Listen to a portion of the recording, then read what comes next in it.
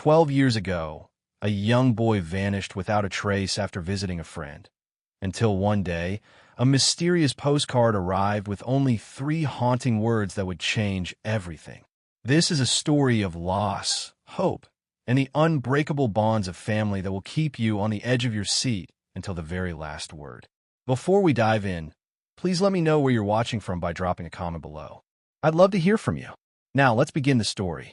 The sun had dipped just low enough to cast a warm, syrupy light across the sleepy cul-de-sac of Willow Lane, where kids' laughter still echoed faintly from backyards and screen doors creaked open to the call of dinner.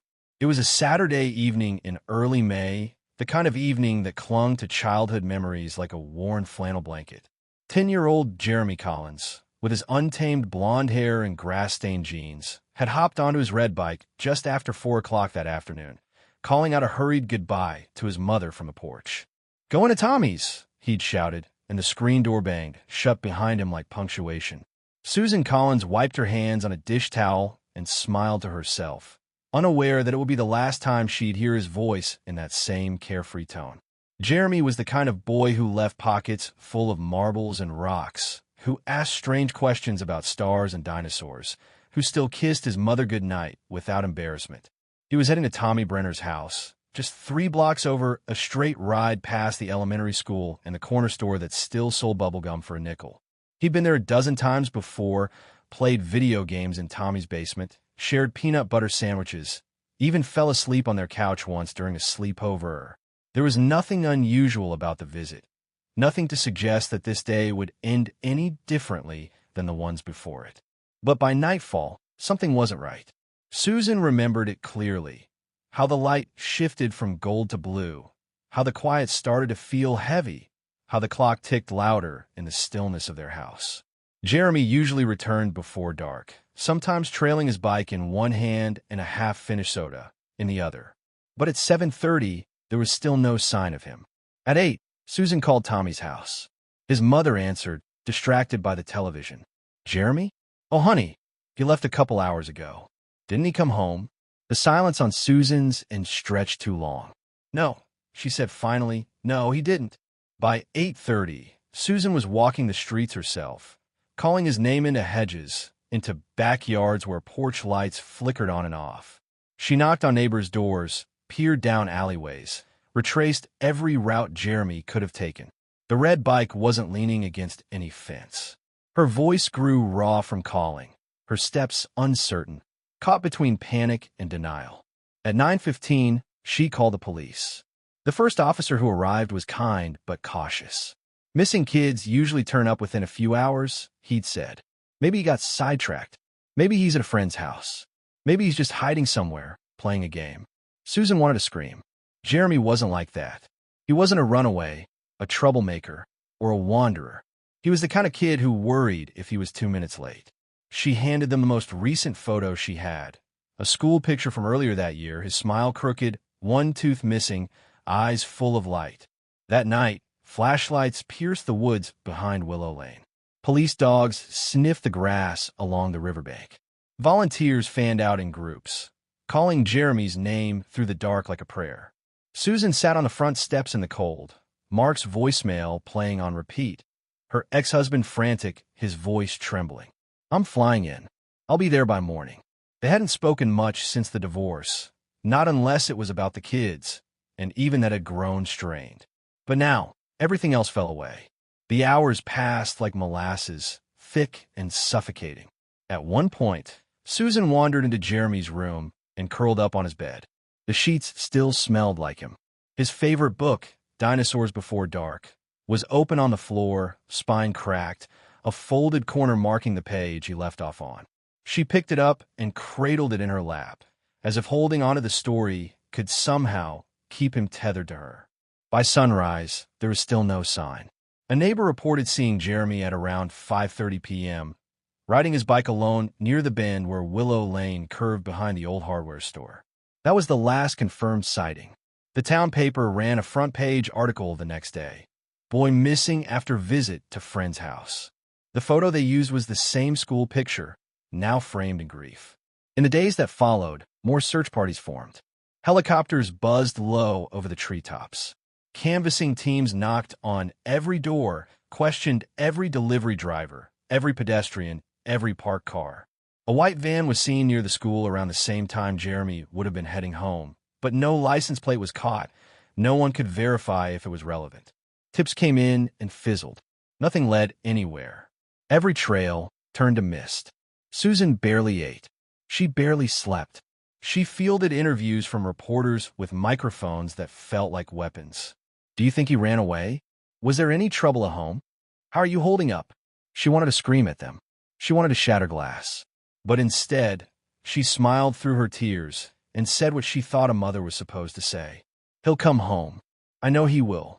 But as the weeks turned into months, and the porch light she kept on each night glowed like a lonely star, the question that began to haunt her wasn't where Jeremy had gone, but why.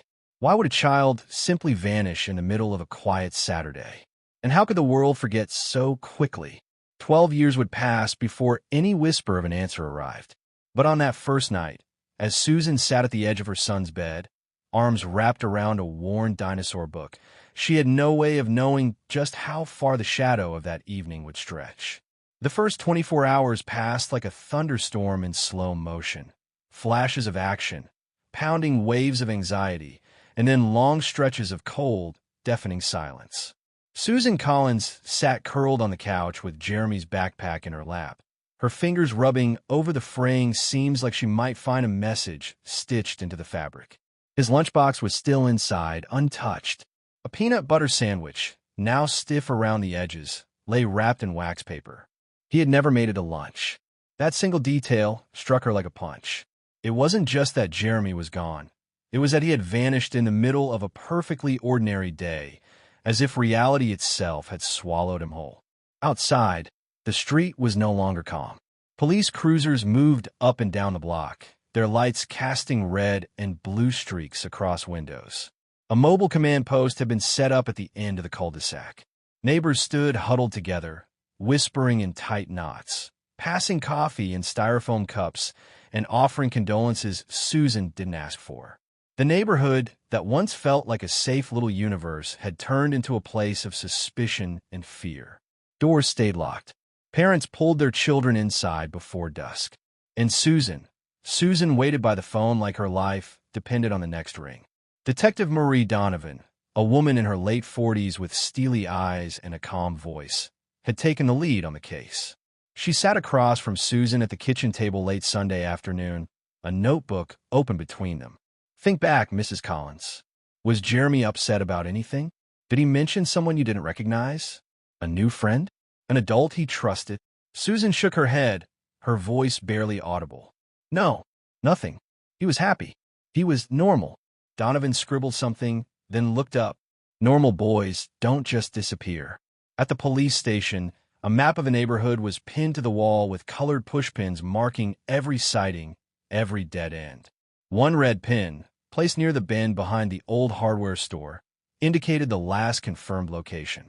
Jeremy had been seen there by an elderly woman walking her dog. She remembered him clearly.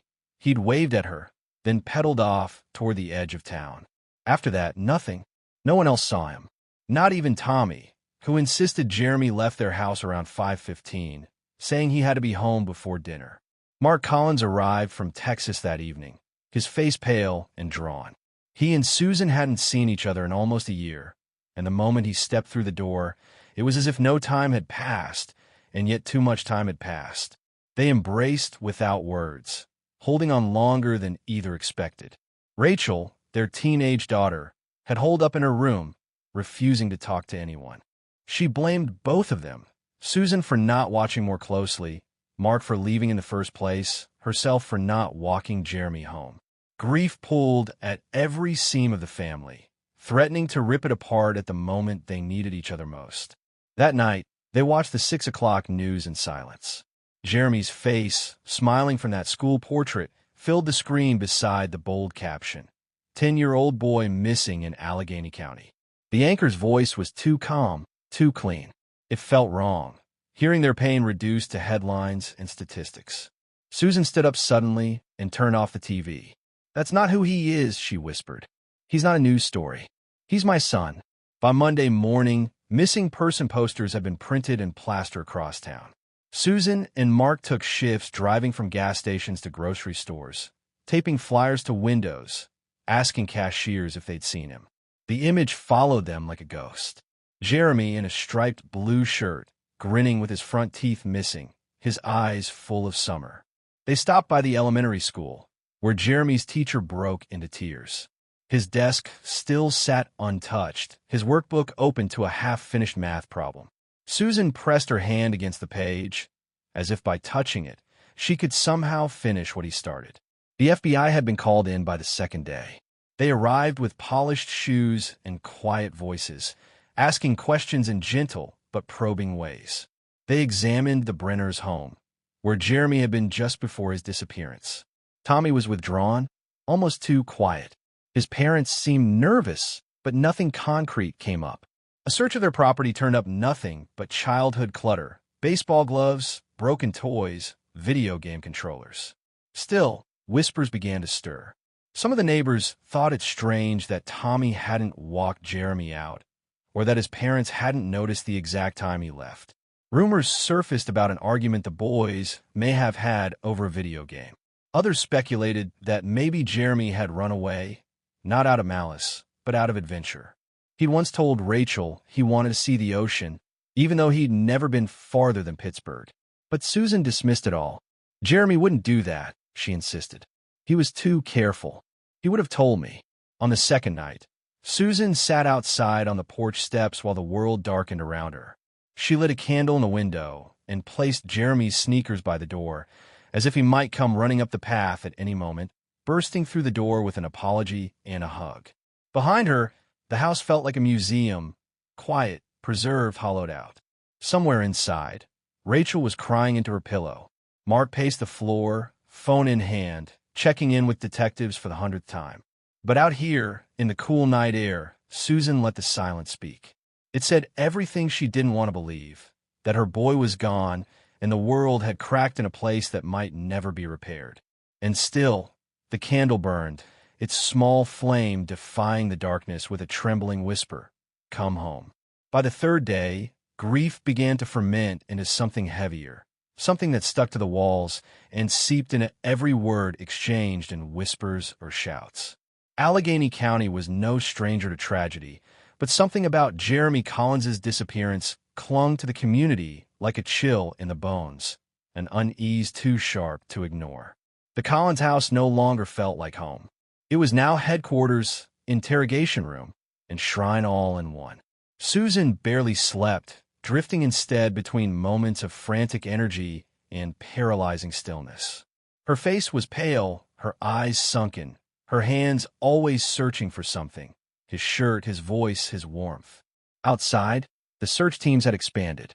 Volunteers combed through brush near the river and scoured abandoned buildings along the edge of town. A group with dogs had even gone into the woods past Mill Creek. Drones buzzed overhead. Helicopters circled. But with each passing hour, the momentum dimmed. Tips slowed. Eyes grew tired. And then came the quiet, the worst part of it all. No ransom call. No sightings. No cries for help from some locked-away place. Just an aching void where a child used to be. It was during this stillness that the whispers began to take on shape. Not just rumors passed between neighbors, but quiet murmurings inside the minds of the searchers themselves. Something didn't add up. Tommy Brenner's story, so solid at first, now seemed a touch too rehearsed. When Detective Donovan visited him again on Wednesday afternoon, he sat curled into the corner of the couch, answering questions with short nods and glances to his parents. His mother, Carol, had her arm around him, smiling too tightly. His father, Dale, avoided eye contact altogether. "We just want to know," Donovan said gently, kneeling to Tommy's level. "Did Jeremy say anything before he left? Was anyone waiting outside?" The boy shook his head. "He said he had to go. That's all." "And you didn't walk him to the door?" Donovan asked. A pause. Tommy looked up at his mother, who gave the faintest of nods. "No," he finally said. "I was playing my game. I didn't know he left." But later, outside the house, Donovan jotted something in her notebook. The game Tommy claimed to be playing hadn't been turned on, according to tech forensics. The power cord had been unplugged. When asked about it, the boy had simply shrugged. I guess I forgot. Meanwhile, Susan was battling the twin monsters of guilt and helplessness. She stared at the photo on the fridge a dozen times a day, Jeremy squinting into the sunlight, holding a sparkler on the 4th of July. "We always thought we were the kind of family this didn't happen to," she told Mark one night, her voice thick with exhaustion. "I used to look at stories like this and think, what were they doing wrong?" She looked at her hands. "Now I know. You don't have to do anything wrong. Sometimes the world just decides." Rachel, who had once been the fierce older sister, had gone almost silent. She sat in her room, playing the same song over and over again, something slow and wordless. Her friends had stopped coming by. She didn't want them to see her cry anymore. That night, she finally came downstairs, sitting beside her parents without speaking. Susan reached for her hand. It was cold, but she didn't pull away. The media had begun to speculate. Was Jeremy taken by someone he knew? Read one headline. Another hinted at cracks in the story of a family friend. There was no evidence yet, just the aching absence of truth. And in that vacuum, people began to construct their own. Mark found himself snapping at reporters, his face hardening with every camera flash. "He's not gone," he told one news anchor sharply. "He's not a lost cause. We're going to find him." But it was Detective Donovan who carried the heaviest thoughts, buried beneath her professional calm. She had been on the force for over 2 decades. She had seen it before, when a case grew too quiet, too fast. "It's not just about looking," she told her partner over coffee. "It's about listening. Someone knows something. They always do." Later that week, a neighbor came forward, Mrs. Lorraine Adler, a widow who lived 2 doors down. She remembered seeing a dark sedan parked at the corner around the time Jeremy left the Brenners. "Didn't recognize it," she said. "Windows were tinted. Engine was idling. Then it was gone. No plates. No driver description. Just a sliver of possibility and a new direction." That night, Susan dreamed of Jeremy. In the dream, he was standing at the foot of her bed, wearing the same red hoodie he'd left in, his face calm but distant. "I'm okay, Mama," he whispered, "but I can't come home yet." She reached for him, but her hands went through smoke. She woke with tears already on her cheeks, unsure if the dream was comfort or torment. The days stretched longer. The porch candle melted into a stub. The search teams dwindled. But the Collins family stayed in place, bound together by love and fear, unwilling to move forward without him. In the quiet, the unsaid began to grow teeth. What if he wasn't coming back? What if the boy who left on his bike would only ever exist now in photographs, in memories, in that terrible gap between before and after? And yet, even as time dulled the urgency, a new thread of suspicion had begun to unravel, one that would slowly, painfully, and inevitably lead them to the answer. But for now, all they had was silence, and the feeling that someone, somewhere, was keeping a terrible secret. A month passed. The calendar turned its page without ceremony, but every day still felt like that first hollow morning. The day Susan reached for her son's backpack and found only a silence too loud to bear. The Collins home had changed in imperceptible ways. Shoes once kicked under the stairs now sat untouched. A cereal bowl with Jeremy's favorite cartoon faded slowly in the sink. Rachel had taken to sleeping with the hallway light on, claiming she just couldn't see in the dark anymore.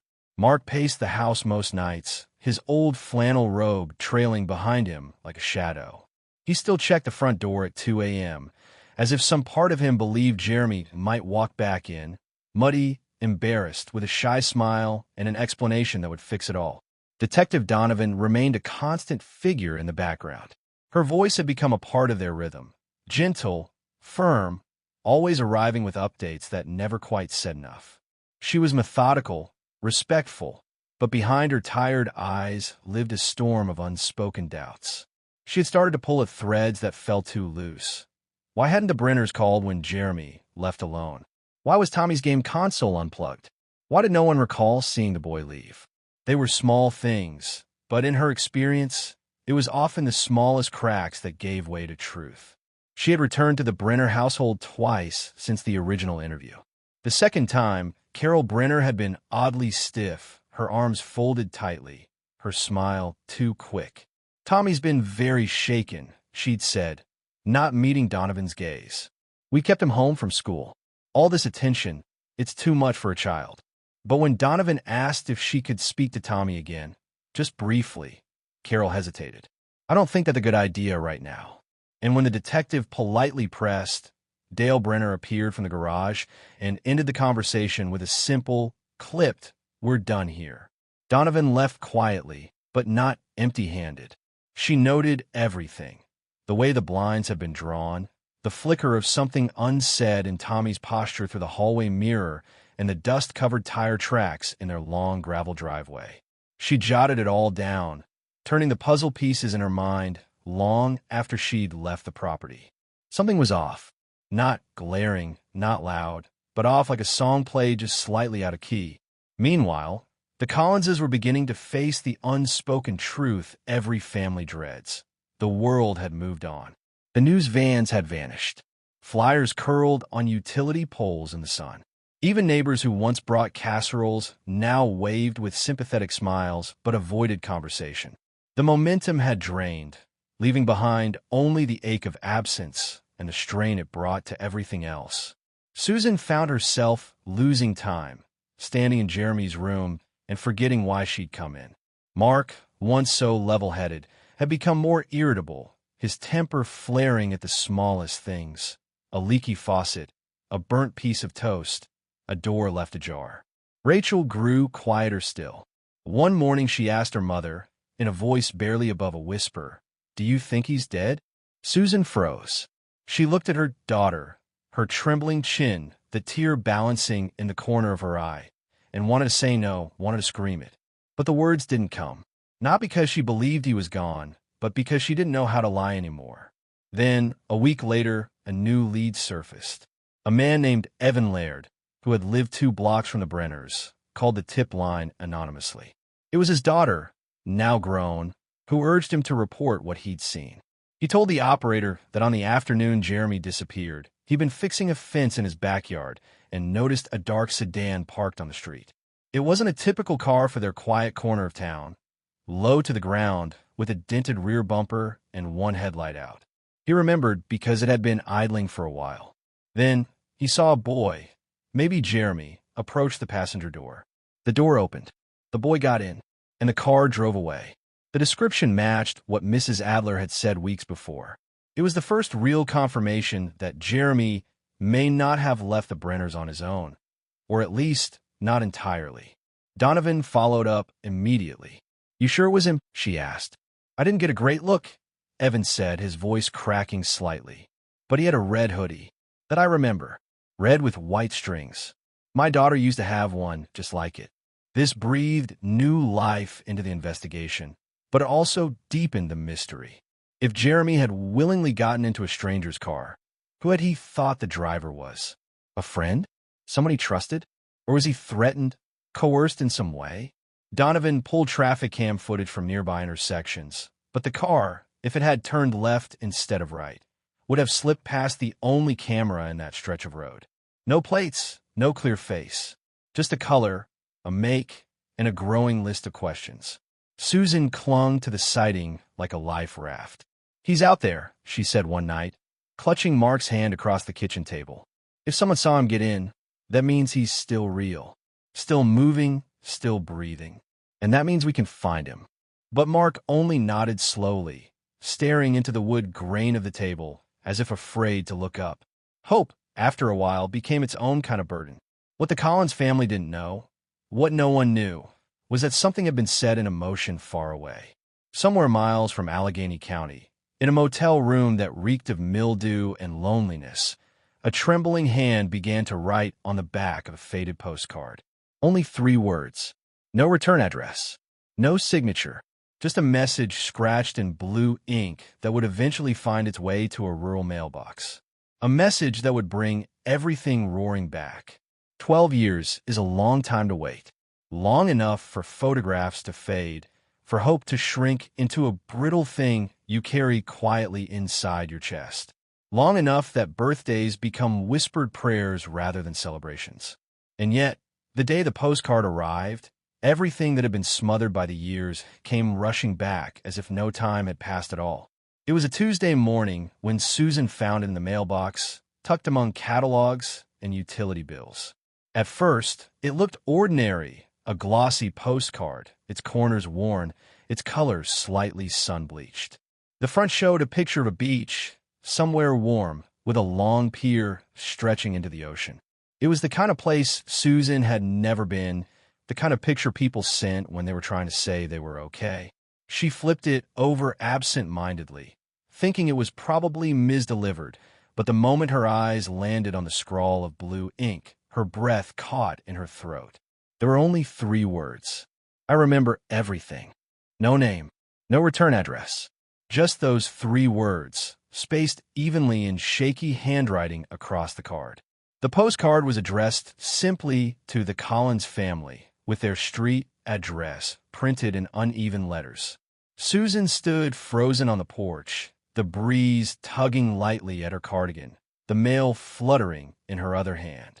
For a moment, the world around her seemed to recede, like someone had turned the volume down on the morning birds and distant traffic. It was only her, the card, and the sudden roar of memories. She walked back inside, as if in a dream, her fingers trembling. She set the rest of the mail on the kitchen table, placed the postcard in front of her, and just stared. Her mind was a blur of questions. Who sent this? Was it Jeremy? Could it be? Was it a cruel prank, or a mistake, or a breakthrough they didn't dare hope for? She didn't call Mark immediately. She didn't move at all for several minutes. She just sat there, trying to breathe around the knot in her throat. When Mark came in from the garage, she looked up at him, her eyes wide and wet, and slid the card across the table. He read it once, then again. His mouth opened, then closed. The silence between them stretched long and taut. Finally, he said, "You think it's him?" "I don't know," Susan whispered. "But it's his handwriting." That stopped him. Mark turned the card over, examined it carefully. "You kept his notebooks," he said slowly. "We should compare." Together, they pulled down the old box from the top shelf in Jeremy's closet. It smelled of dust and time, filled with school papers, drawings, fragments of a life interrupted. Susan found a journal Jeremy had started in 5th grade, a project for school he never really finished. They laid the entries next to the postcard, and their hearts began to pound. The loop of the R, the slope of the slightly cramped way he wrote when he was nervous. It was all there. Not perfect, not undeniable, but close. Too close to dismiss. Mark picked up the phone and called Detective Donovan. She arrived within the hour, calm and serious as always. She took the postcard carefully, studied it, asked for gloves, and sealed it in a protective sleeve. "We'll run forensics," she said.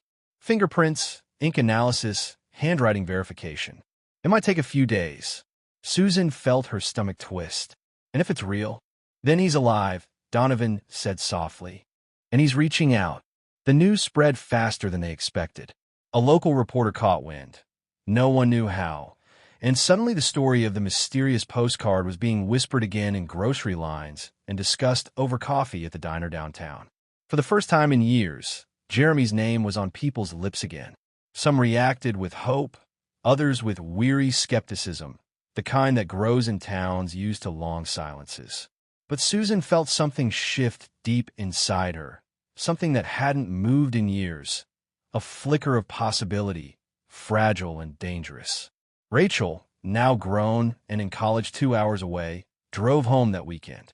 She stood in the kitchen holding the postcard in both hands, tears slipping silently down her cheeks. "I used to dream about this," she said, "that he'd remember us, that he'd want to come back." That night, they sat together as a family again, the 3 of them, staring at that small square of cardstock like it was a message from another world. Donovan called the next morning with preliminary results. "There's a partial print," she said. "Smudged, but there's enough to compare. And the handwriting, we've got a match. 93% certainty. It's Jeremy's." The words felt like thunder in Susan's ears. She gripped the edge of the counter to stay upright. "But there's more," Donovan said. "The postmark. It's from a small town in Arizona. Nothing special, but we're tracing the motel the card came from. If he mailed it from there, someone might have seen him. Susan's knees nearly gave out. Arizona. So far. So far from the trees of Pennsylvania, from the neighborhood where he rode his bike and built forts in the woods. What had happened to him out there? Why wait 12 years to send a message? And why now? The questions began to multiply, but under them all, one thing rang clear. Jeremy was alive. Somewhere, somehow, he was out there. And he remembered. The decision was immediate yet felt impossibly vast. Mark and Susan knew that waiting for answers in Allegheny County no longer made sense. The postcard had pulled their lives across the country, toward Arizona, a place they had only seen on maps and in travel shows. Yet the call of their son's possible whereabouts was undeniable. They packed with urgency, but without haste, their movements mechanical, hearts heavy with the unknown.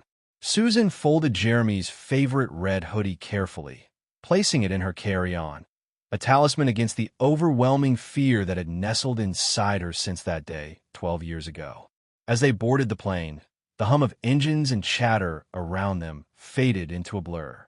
Neither spoke much, the silence between them thick with memories and silent prayers. Outside, the world transformed. Gray skies gave way to endless sun-drenched deserts, cacti standing like silent sentinels on the horizon. The warm Arizona air felt foreign and unfamiliar on their skin, but every step they took toward this distant place was fueled by hope, fragile yet fierce. Their first stop was the small town indicated by the postmark, a quiet dot on the map with dusty streets and sun-bleached signs. The motel where the postcard had been mailed was a faded building with peeling paint and a flickering neon sign that buzzed in the heat. The clerk, a middle-aged woman with kind eyes, remembered the young man who had rented a room for a few days. She described him as quiet but polite, wearing that unmistakable red hoodie. He kept mostly to himself, she said. Left early every morning, came back late. Didn't ask for much. Mark and Susan exchanged glances. This wasn't a stranger. This was their boy. Quiet, polite, still somehow the child they had lost. They asked about neighbors, about anyone who might have noticed more, but the motel was full of transients and tourists, people passing through without leaving footprints. The trail was faint, almost invisible. Next, they visited the local library and police station.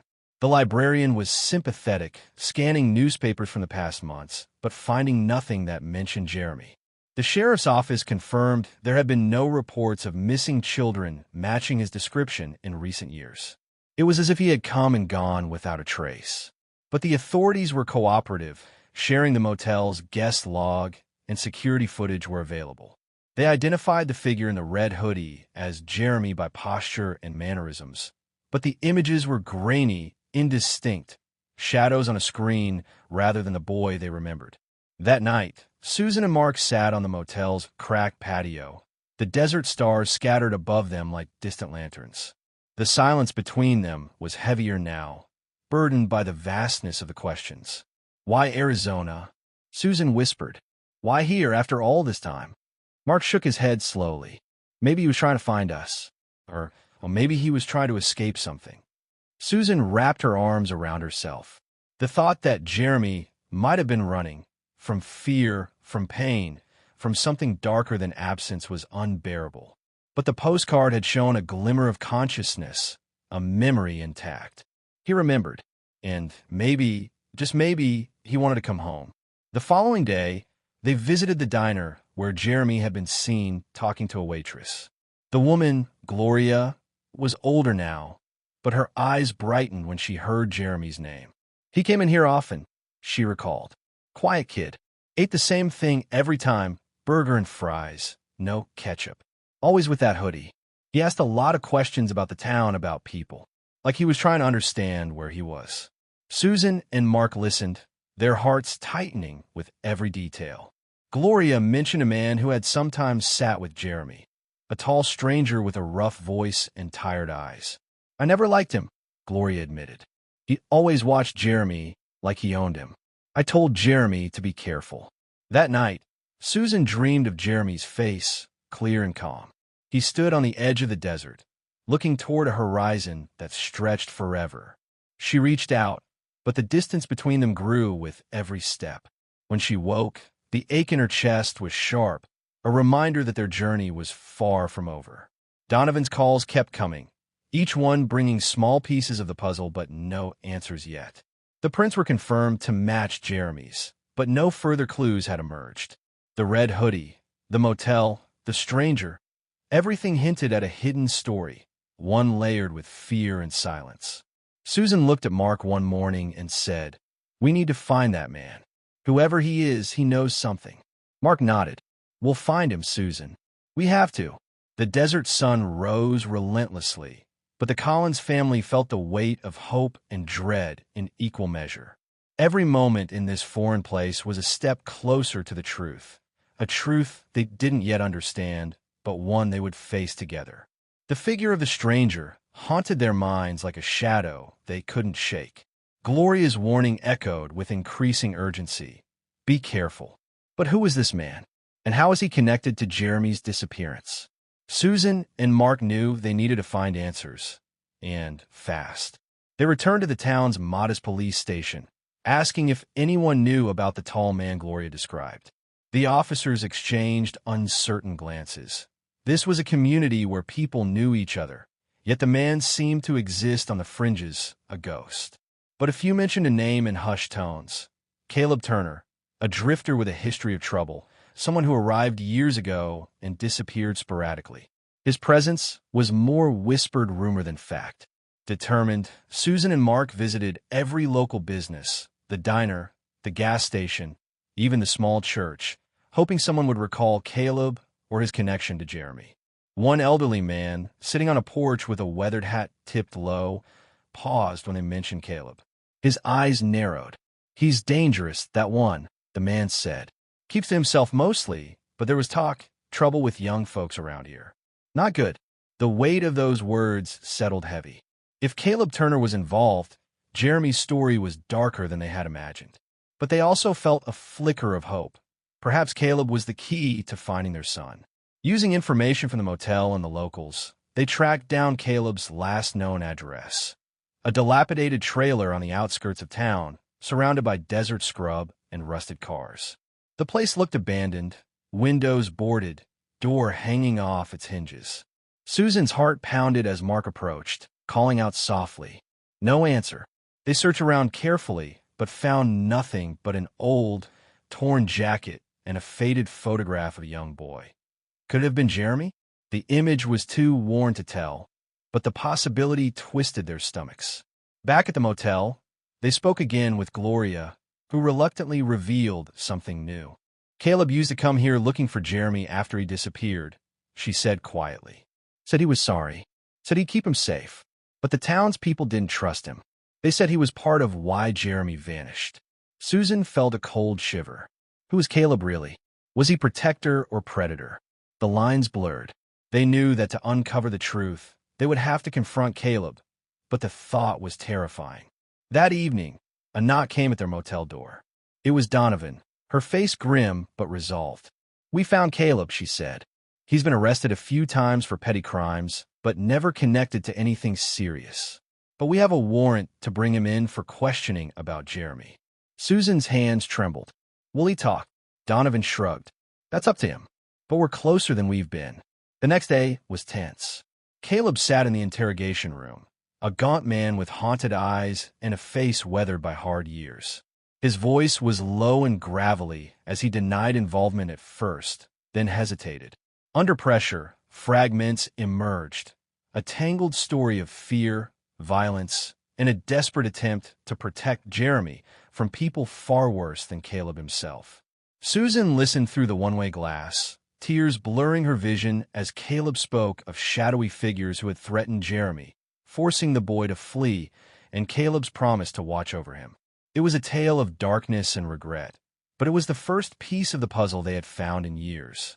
As the sun set over the desert, Susan realized their journey was no longer just about finding Jeremy. It was about unraveling the secrets that had kept him hidden for so long. The postcard's simple message, "I remember everything," had opened a door they were only beginning to step through. The sun rose over the dusty town like a slow reveal, casting long shadows that seemed to stretch over the secrets held tight for more than a decade. Caleb Turner's words from the interrogation still echoed in Susan's mind, a painful mix of confession, remorse, and broken promises. When she and Mark met with Donovan later that morning, the air between them was thick with cautious hope. "We've confirmed part of Caleb's story," Donovan said quietly. "There are dangerous people involved, not just small-town troublemakers. And Jeremy was caught right in the middle." The police files Donovan showed them painted a grim picture. Criminals running a network of illicit activities, threats, and fear that had gripped the town's edges long before Jeremy vanished. Susan's hands trembled as she studied the details. Her son had been living in a nightmare she had only imagined. But amid that darkness was a flicker of light. Jeremy's survival, the postcard, the message that he remembered everything. It meant he was aware, and somewhere deep inside, he still held onto the hope of coming home. Mark's jaw tightened as he traced the names listed in the reports, names Susan hadn't heard before. "We need to find out where Jeremy is now," he said firmly. "If he's alive, we have to reach him." The next days became a whirlwind of questions, phone calls, and unexpected leads. Caleb had given them a clue, an abandoned cabin on the outskirts of the desert where Jeremy had been hidden for a time. Mark and Susan drove out under the blazing sun, the landscape stretching endlessly around them, silent but watchful. The cabin was a small, ramshackle structure, its windows dark and the door hanging loosely on its hinges. Inside, dust covered every surface, but in a corner, they found a faded journal, Jeremy's handwriting unmistakable despite the years. Susan flipped through the pages, each word a glimpse into the boy they had lost and the young man he had become. Jeremy wrote of fear and isolation, but also of courage and the desperate desire to be free. He described Caleb not just as a protector, but as a flawed guardian fighting against forces beyond his control. Most haunting were Jeremy's words about the people chasing him, shadowy figures that wanted to silence him forever. Tears blurred Susan's vision as she read aloud. "I'm scared, but I'm still here. I remember everything. I'm trying to find my way back." That evening, as the desert cooled, Mark and Susan sat beneath the vast Arizona sky, the stars a silent witness to their pain and hope. They felt closer to Jeremy than ever, yet painfully aware of how far the journey still stretched ahead. Meanwhile, Donovan uncovered another lead, an old acquaintance of Caleb's who might know where Jeremy had gone after the cabin. The network of people involved was complex and dangerous, but every thread pulled them closer to the truth. The realization settled heavy. Jeremy's disappearance was part of something bigger, a hidden world they had only just begun to glimpse. Susan found herself haunted by the postcard's 3 words. "I remember everything." It was more than a message. It was a promise. Jeremy had lived through unspeakable things, and now, after all these years, he was reaching out.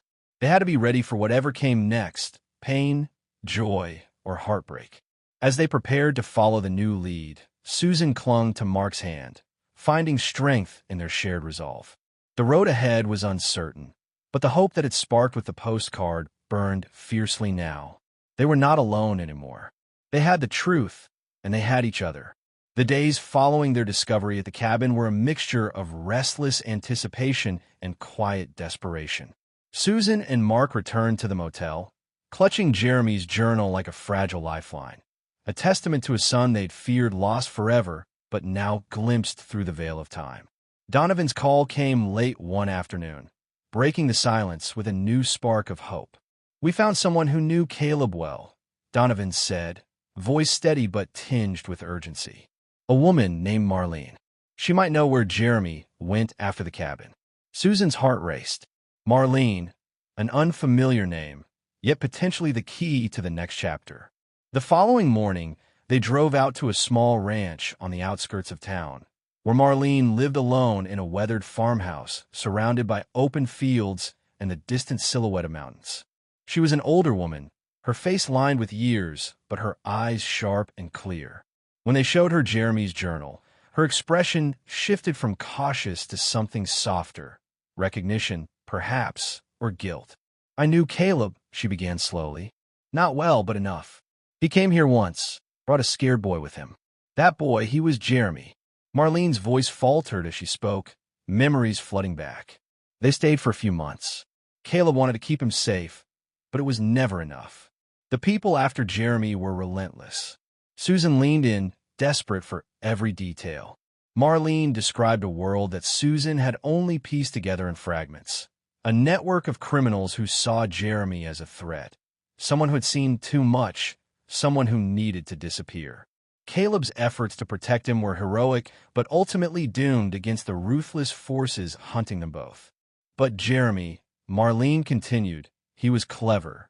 He slipped away one night, left Caleb behind. Said he had to find a way on his own. The revelation struck Susan like a blow. Her son had chosen to disappear, to survive alone. It was terrifying, but also a testament to his spirit. Marlene offered what little she knew of his path. Rumors of a safe house in a distant city. Whispers of a new identity forged in shadows. It was the first real clue that Jeremy had been alive, not just surviving, but fighting. With renewed determination, Susan and Mark vowed to follow every thread, no matter how faint. They returned to Donovan with Marlene's information, and together they pieced together a new plan to search the city mentioned in the journal. The investigation would be dangerous, delving deeper into a criminal underworld they barely understood, but it was the only way to bring Jeremy home. That night, Susan sat by the window, watching the desert stars, her thoughts tangled in hope and fear. The journey was far from over. The postcard's haunting message, "I remember everything," was no longer just a cry from the past, but a beacon lighting their path forward. As the first light of dawn crept across the horizon, Susan whispered a prayer for strength, for Jeremy, and for the day they would finally be reunited. The city was a world apart from the dusty town where Jeremy had vanished all those years ago. Towering buildings cast long shadows over crowded streets, humming with life, noise, and hidden dangers. Susan and Mark arrived with heavy hearts, carrying the weight of years of unanswered questions and a fragile hope that this place might finally hold the answers they sought. Donovan had arranged a discreet meeting with an informant, a man with connections to the criminal network that had ensnared Jeremy. The meeting was set in a dimly lit cafe on the edge of downtown, its worn tables and peeling wallpaper hiding secrets as old as the city itself.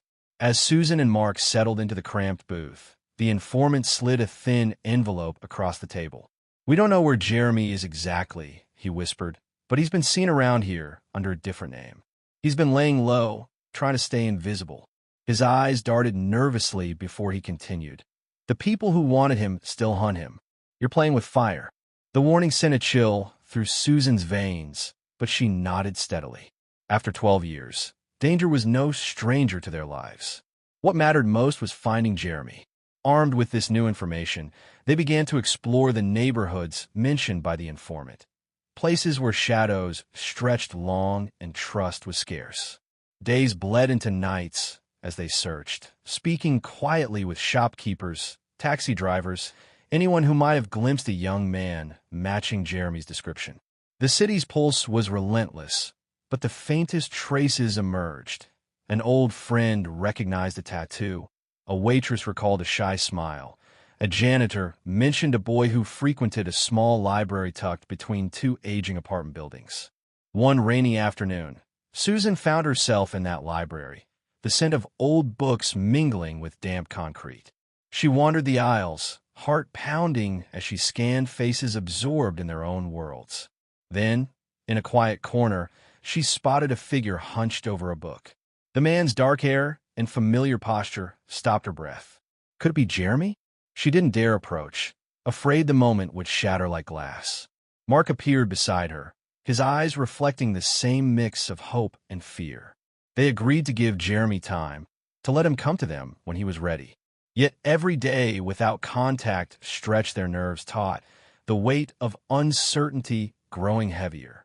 Meanwhile, Donovan dug deeper into the criminal network, uncovering new leads and faces tied to the shadowy past that had trapped Jeremy. The truth was more complicated than anyone had imagined, a tangled web of betrayal, fear, and survival that extended far beyond their small town. Back at their hotel, Susan clutched Jeremy's journal, rereading passages that now seemed like a secret map, guiding them through the darkness. "I'm still here," Jeremy had written, "waiting, hoping, remembering."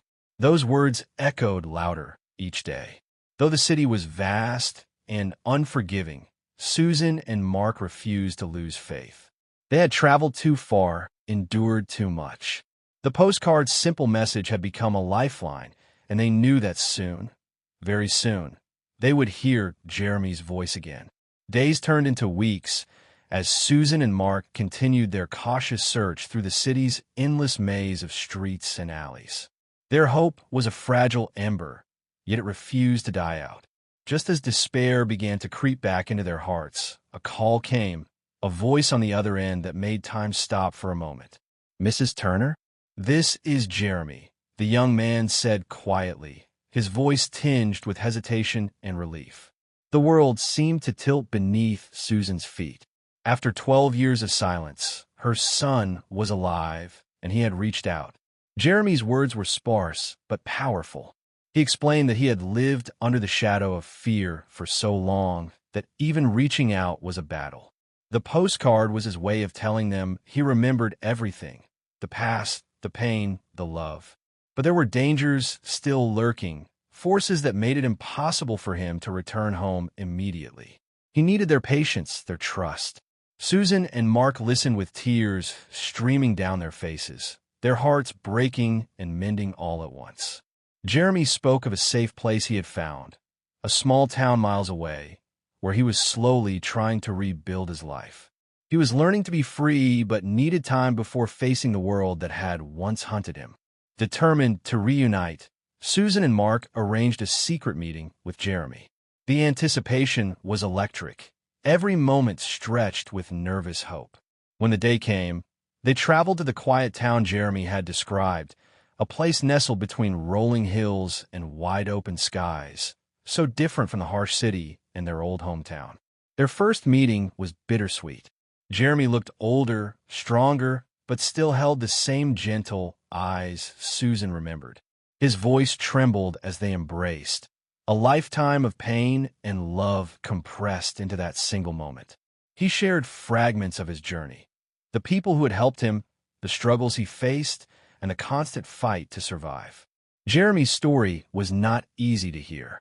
He had lost years, faced threats that no child should ever endure, and carried scars invisible to the eye.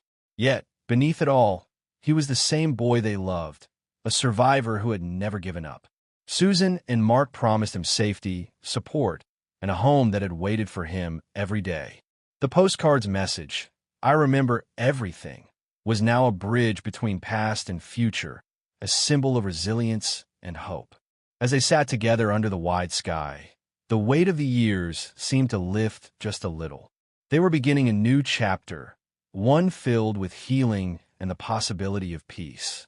But they all knew the road ahead would be long, and the past would not be forgotten easily. In the days that followed their reunion, Susan, Mark, and Jeremy settled into a fragile rhythm, one woven from threads of hope, pain, and the painstaking work of rebuilding what had been shattered. The quiet town, with its gentle hills and slow pace, was a balm after years of turmoil and fear. Yet the shadows of Jeremy's past lingered, whispering of dangers still lurking in the corners of memory and reality. Jeremy opened up cautiously at first, sharing fragments of his journey, how he had escaped Caleb's fading protection and survived alone, living in the margins, always watching, always wary. He spoke of moments of kindness from strangers, brief friendships formed and lost, and the constant battle to keep his true identity hidden from those who hunted him. His voice trembled as he described the loneliness, the fear that never quite left him, and the ache for a family he feared he might never see again. Susan listened with tears glistening in her eyes, her heart breaking and mending with every word.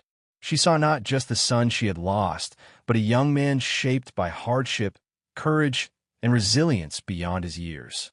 Mark, too, stood steady by her side, offering quiet support and unspoken promises of protection and love. Together, they began to piece together the missing years, unraveling the tangled web of Jeremy's past while building a future grounded in trust. Therapy sessions and gentle conversations helped Jeremy face the trauma that had silenced him for so long. Each step forward was a victory, yet they knew the scars would never fully disappear. Meanwhile, Susan reached out to Donovan and Marlene, seeking more answers about Caleb and the criminal network that had torn their lives apart. New information surfaced, details of Caleb's sacrifice, the people who had tried to keep Jeremy safe, and the ruthless forces that had chased them relentlessly. The story of betrayal and bravery painted a picture both heartbreaking and inspiring. As Jeremy grew stronger, he began to reclaim pieces of himself long buried. His love for drawing, his sharp wit, and the quiet kindness that had always defined him. Susan and Mark embraced these moments, cherishing the son they had waited so long to hold again. The postcard's simple phrase, "I remember everything," echoed through their days, a reminder of the pain endured and the hope that remained. It had been a message from the past, but now it was a promise for the future, a future they would face together, no matter what. In the quiet evenings, as the sun dipped behind the hills and painted the sky with hues of gold and pink, the family sat together, sharing stories, laughter, and tears. The long journey toward healing was far from over, but they had found their way back to each other. For Susan, Mark, and Jeremy, the past was a shadow they would carry, but it no longer defined them. The postcard had been a lifeline, a thread woven through time that had brought them home. As Jeremy settled into his new life, the shadows of the past refused to fade quietly. The haunting memories of Caleb, the man who had once promised protection, yet whose own demons had torn their world apart, loomed large over the fragile peace they had begun to build. Susan and Mark knew that to fully heal, Jeremy would have to confront not only the criminals who had stolen his childhood, but also the pain and betrayal that had shaped him. Donovan's tireless investigations uncovered a critical lead.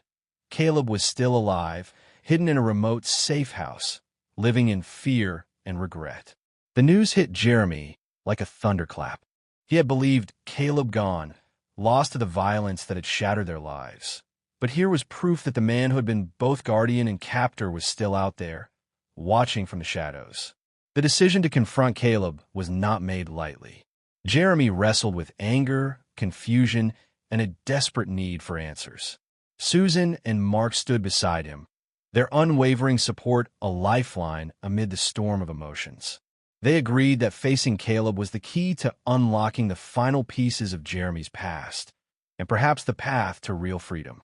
Traveling to the isolated safe house was like stepping into a forgotten chapter of their lives. The dilapidated cabin, surrounded by dense woods, held the echoes of secrets too heavy to bear alone. When Caleb opened the door, the years etched deeply into his face, Jeremy saw not just a man, but a fractured soul burdened by guilt. Their conversation was raw, painful, and honest. Caleb confessed to mistakes born from fear and desperation, revealing the extent of the danger they had all faced. He admitted that protecting Jeremy had come at a terrible cost, including the silence that had prolonged the family's agony. Yet amid the confessions, there was a fragile thread of hope. Caleb's remorse was genuine, and his willingness to help finally break the cycle of fear brought a measure of peace. He provided information that would dismantle the criminal network once and for all, freeing Jeremy from the invisible chains that had bound him. Returning from the safe house, Jeremy felt a weight lifted, replaced by a cautious optimism. The past was still a part of him, but it no longer controlled his future. Susan and Mark embraced him, their hearts full of gratitude and relief. The road ahead would be difficult, but for the first time in 12 years, Jeremy was free, not just in body, but in spirit. The family's journey through darkness was nearing its end, and a brighter chapter awaited. The morning sunlight spilled gently over the quiet town as Jeremy, stood by the window of the small house Susan and Mark had prepared for him.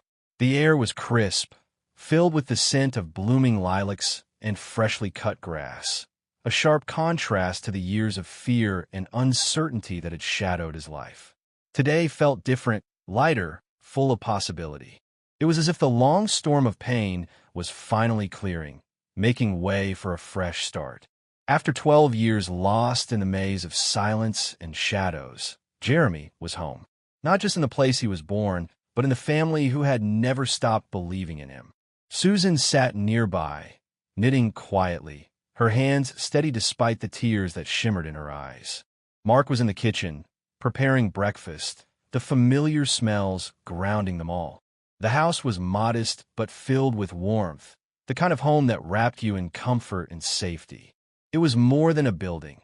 It was a promise, a testament to enduring love and hope. Jeremy's heart swelled with gratitude. The postcard he had sent so long ago, the 3 simple words, "I remember everything," had been his lifeline. Those words had sparked a journey that brought him back from the edges of despair. The past was still a part of them all, a complex tapestry woven with threads of loss, fear, courage, and resilience. But it no longer held them captive. With Caleb's help, the threats had been dismantled, and the shadows that once seemed endless were retreating. Jeremy was beginning to reclaim the boyhood stolen from him, exploring dreams long deferred, going to school, making new friends, discovering talents buried beneath years of hardship. In the evenings, they would sit together on the porch, watching the sun dip below the horizon, sharing stories and laughter that once felt impossible. Susan often marveled at the strength in her son's eyes, a light that had endured through darkness and now burned brightly with hope. Mark, ever steady, quietly vowed to protect this fragile new happiness with all his might. As the seasons changed, so did their lives, slowly, beautifully. The scars remained, but they no longer defined Jeremy or the family. Instead, they were reminders of survival, proof that love could heal even the deepest wounds. The postcard, once a mysterious message from the past, had become a symbol of renewal, a beacon guiding them toward a future where fear was replaced by peace. One afternoon, Jeremy found an old photo album tucked away in the attic, filled with faded pictures of happier times. He traced the edges of his mother's smiling face and his father's steady gaze, feeling the pulse of belonging that had never truly faded. It was a moment of quiet joy, a silent promise that this time he would stay, that they would stay together no matter what. The story of Jeremy Turner was no longer one of disappearance and silence. It was a story of endurance, of family reunited against all odds, and the extraordinary power of hope. 12 years after a boy vanished without a trace, a postcard arrived with 3 words that changed everything. And now, those words echoed through their lives, a constant reminder that even after the darkest night, the dawn will come. The future stretched before them, vast and full of promise. And at last, Jeremy was ready to step into it, whole, loved, and free. Thank you so much for listening and watching all the way through this heartfelt story. Your time and attention mean the world to me. If this story touched you, inspired you, or stirred up memories, please don't hesitate to share your thoughts or even your own stories in the comments below. I love hearing from you and building this community together. If you enjoyed the video, please give it a like and consider subscribing to the channel so you won't miss out on more stories that move and connect us all. Your support truly makes a difference, and I can't wait to share the next journey with you. Stay safe, stay hopeful, and remember, every story matters.